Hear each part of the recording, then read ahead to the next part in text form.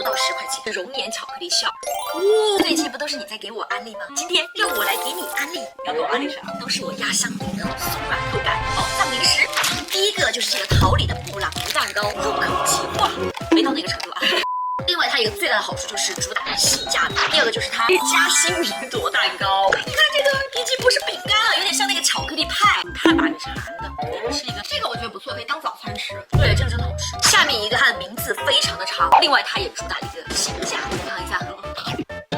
这个适合真的和苦咖啡一起吃。对，最后一个是趣多多的爆豆曲奇，然后是蔓越莓味的，做成那个菠萝包。菠萝包对。